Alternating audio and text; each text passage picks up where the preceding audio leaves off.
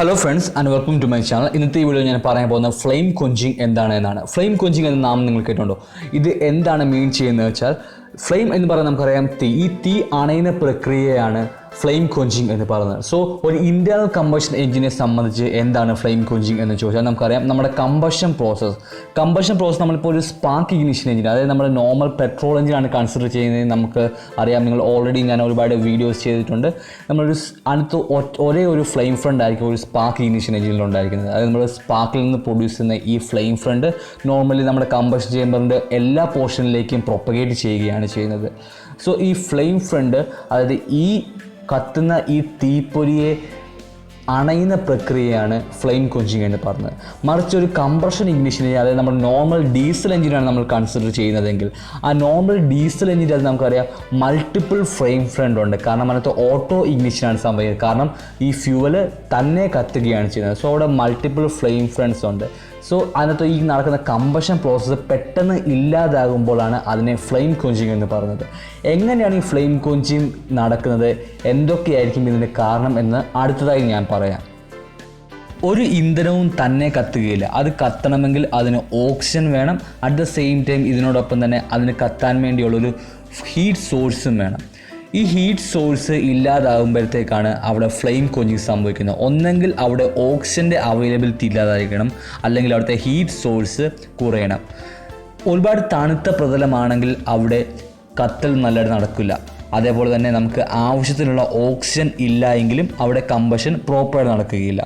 പക്ഷെ നമുക്കറിയാം, നമ്മുടെ ഇൻറ്റേർണൽ കമ്പഷൻ ചെയ്താൽ നമ്മൾ വേണ്ടത്ര എയർ നമ്മൾ സപ്ലൈ ചെയ്യുന്നുണ്ട്. ഡിപ്പെൻഡിങ് ഓൺ നമ്മുടെ ത്രോട്ടിൽ പൊസിഷനെ ഡിപ്പെൻഡ് ചെയ്തിട്ടായിരിക്കും ഈ എയറിൻ്റെ ഉള്ളിലേക്ക് കയറുന്ന എയറിൻ്റെ എമൗണ്ടിനെ കൺട്രോൾ ചെയ്യുന്നത്. സോ നമ്മൾ ഈ എയറിൻ്റെ എമൗണ്ട് അനുസരിച്ചിട്ടായിരിക്കും നമ്മൾ ഫ്യൂവലിൽ ഇഞ്ചെക്റ്റ് ചെയ്യുന്നത്.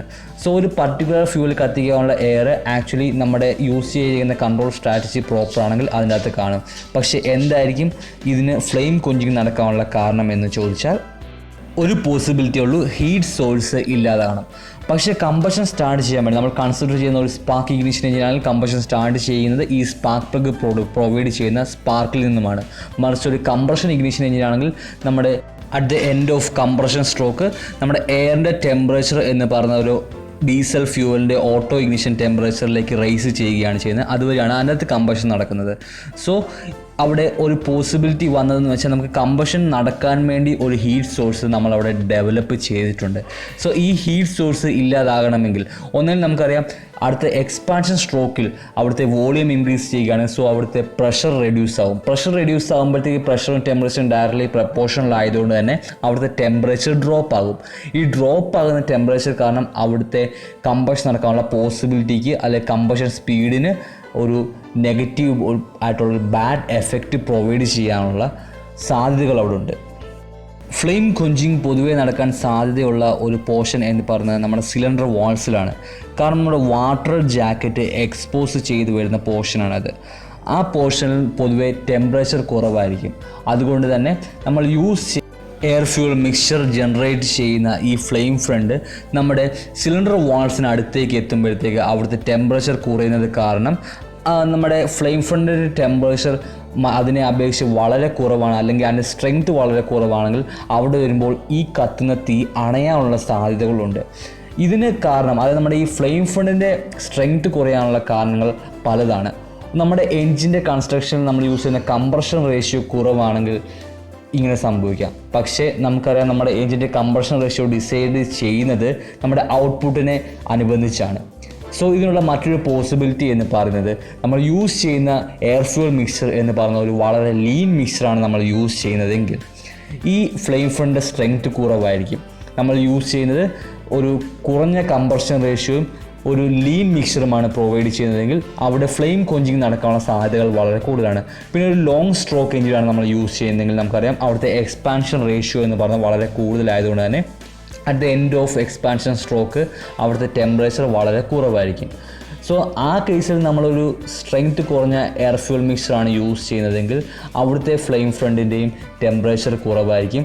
സോ ഇത് എക്സ്പാൻഷൻ സ്ട്രോക്കിൻ്റെ മിഡിൽ പോർഷൻ കഴിയുമ്പോഴത്തേക്ക് അവിടുത്തെ ടെമ്പറേച്ചർ ഡ്രാസ്റ്റിക്കലി ഡ്രോപ്പ് ആകുന്നതുകൊണ്ട് തന്നെ ഇവിടെ ഫ്ലെയിം കൊഞ്ചിങ് നടക്കാനുള്ള പോസിബിലിറ്റി അവിടെ വളരെ കൂടുതലാണ്.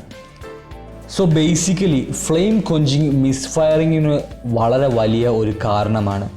അതേപോലെ തന്നെ ഈ ഫ്ലെയിം കൊഞ്ചിങ് നടക്കുകയാണെങ്കിൽ നമുക്ക് അതിനകത്ത് അവൈലബിൾ ആയിട്ടുള്ള ഫ്യൂവലിൽ നിന്നും മാക്സിമം നമുക്ക് എനർജി പ്രൊഡ്യൂസ് ചെയ്യാൻ സാധിക്കില്ല. കാരണം കമ്പഷൻ നടന്നാൽ മാത്രമാണ് നമുക്ക് അവിടെ എനർജി പ്രൊഡ്യൂസ് ചെയ്യാൻ സാധിക്കുകയുള്ളൂ, കാരണം ഹീറ്റ് ജനറേറ്റ് ആകുകയുള്ളൂ.